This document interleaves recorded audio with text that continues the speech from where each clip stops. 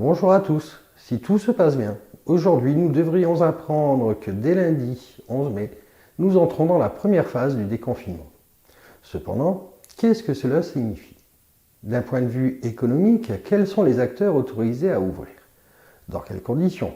Nous allons voir cela ensemble. En effet, dans les différents centres de formation avec lesquels je travaille, je me rends compte qu'il y a beaucoup d'interrogations de la part du public, voire d'incompréhension. L'autorisation d'ouverture, tout d'abord, ne signifie pas systématiquement réouverture.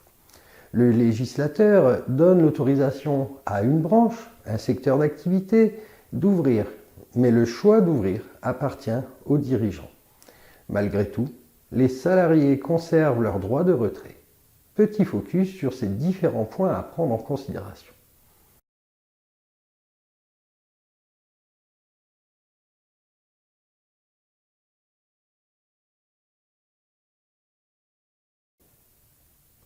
Tout d'abord, nous entrons dans la première phase du déconfinement.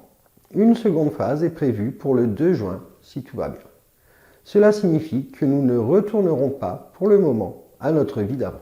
Vie où il était possible de s'entasser dans un ascenseur pour ne pas attendre le suivant, où il était possible de jouer des coudes dans les magasins pour se frayer un chemin, etc. La grande majorité des entreprises et commerces vont être autorisées à ouvrir leurs portes dès ce lundi matin 11 mai. On le sait tous, à l'exception des commerces de bouche, cafés, hôtels, restaurants et certains lieux culturels. Mais attention, cette réouverture est subordonnée par le législateur, pour tous, au respect du plan de déconfinement imposé par celui-ci dans les différents corps de métier.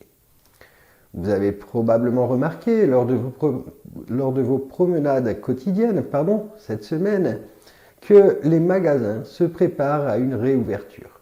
Nettoyage de printemps, réapprovisionnement et surtout mise en place de nouvelles mesures d'accueil des clients. En effet, tous sont autorisés à ouvrir leurs portes. Cependant, seules les entreprises ayant su mettre en place les recommandations sanitaires provisoires de la phase 1 liée au Covid-19 pourront réellement ouvrir. Les mesures propres à chaque branche sont d'une manière générale les suivantes. L'obligation de respecter les gestes barrières, l'obligation de mettre en place des sens de circulation afin d'éviter le croisement des personnes, limiter le nombre de personnes présentes dans les bâtiments afin de respecter la règle de distanciation physique, désinfection quasi permanente des sols, postes de travail, etc. Distribution de moyens de protection pour tous, limiter le nombre de personnes dans les espaces de détente et par répercussion dans les lieux où les personnes fument. Contrôler les flux de circulation des personnes. Bref, il existe encore tout un tas d'autres mesures à respecter afin de pouvoir ouvrir à nouveau l'entreprise. Les mesures peuvent même être adaptées en fonction de la branche d'activité de la société. Le non-respect de ces consignes gouvernementales pourrait être sanctionné et le dirigeant engage sa responsabilité pénale. Ainsi, vous comprenez maintenant que l'autorisation d'ouverture d'une branche, d'une activité par le législateur ne signifie pas forcément l'ouverture d'une entreprise ou d'un commerce. Si le dirigeant n'est pas en mesure d'assurer la protection des personnes au sein de son établissement, il ne peut pas ouvrir. Dans ce cas, il doit, avant cela, soit s'adapter, soit attendre le retour à la normale. Pour les personnes concernées par cette problématique, ne vous inquiétez pas. En cas d'incapacité de votre employeur à ouvrir la société, vous restez sous la protection de l'activité partielle.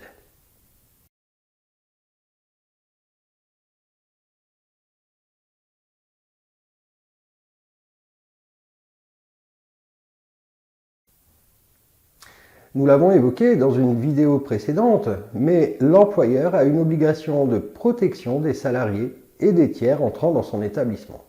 Cette obligation est d'autant plus exacerbée par la situation actuelle de sortie de pandémie. En effet, une entreprise ne pourra ouvrir à nouveau ses portes, nous l'avons vu il y a quelques minutes, que lorsqu'elle sera en mesure de respecter l'ensemble des consignes sanitaires imposables à sa branche d'activité, en plus des règles d'hygiène et sécurité déjà existantes.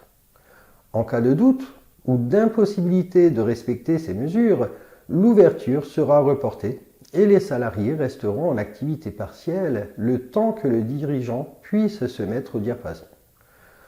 En cas d'ouverture sans respect de ces consignes gouvernementales sanitaires, le dirigeant engage la responsabilité de la société, mais également sa responsabilité personnelle.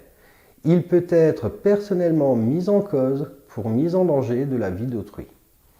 Dans certains commerces, de proximité principalement, s'adapter rapidement est possible, en limitant le nombre de clients, en mettant à disposition du gel hydroalcoolique, etc.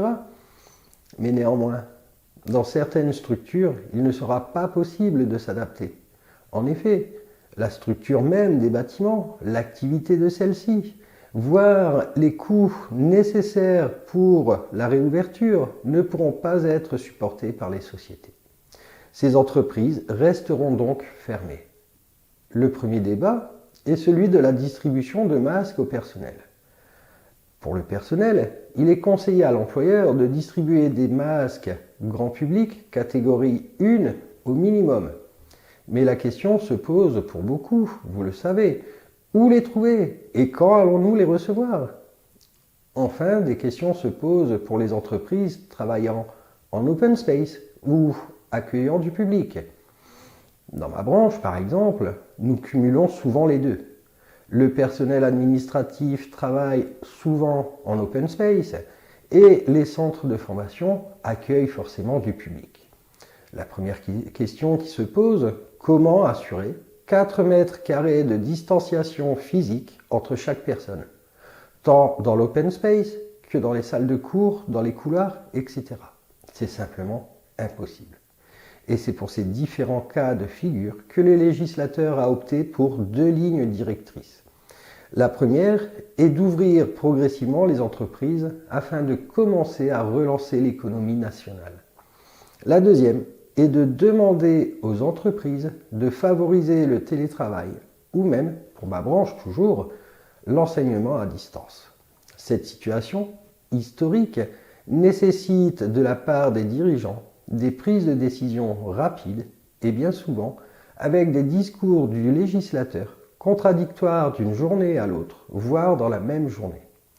Il semble important de faire de la sécurité des personnes la priorité, même si pour cela, le législateur a indirectement reporté la responsabilité sur les dirigeants des sociétés et non pas sur lui-même.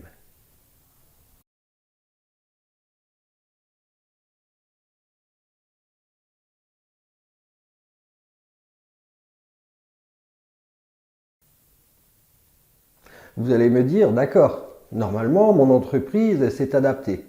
Mais lorsque je vais reprendre le travail, que faire si je me rends compte que mon voisin dans l'open space est toujours au coude à coude avec moi? Eh bien, en qualité de salarié, vous conservez la possibilité d'exercer votre droit de retrait. Nous l'avons évoqué dans une autre vidéo, je vous invite à la revoir si vous en avez besoin, mais attention, n'oubliez pas que cela n'est peut-être pas sans conséquence pour vous. Vous devez vous assurer d'être dans votre bon droit, de la légitimité de l'exercice de votre droit de retrait avant de l'exercer. Sinon, l'employeur est en droit de vous sanctionner, voire de procéder à votre licenciement. En définitif, dès lundi, normalement, une phase transitoire, la première phase du plan de déconfinement, démarrera. Elle va permettre de relancer progressivement l'économie française, mais tous, vous ne retournerez pas obligatoirement travailler. L'objectif de cette phase, pour le législateur, comme pour bon nombre de dirigeants, semble-t-il, est de reprendre l'activité tout en préservant l'intégrité physique et psychologique des citoyens. Bon nombre de personnes souffrent d'angoisse face à cette pandémie. Si tous, législateurs, dirigeants, salariés et citoyens, jouons le jeu, alors des jours meilleurs devraient arriver rapidement probablement le 2 juin lors du démarrage de la seconde phase du déconfinement. En attendant, je vous souhaite une bonne journée, un bon week-end prolongé et continuez à bien vous porter. Au revoir.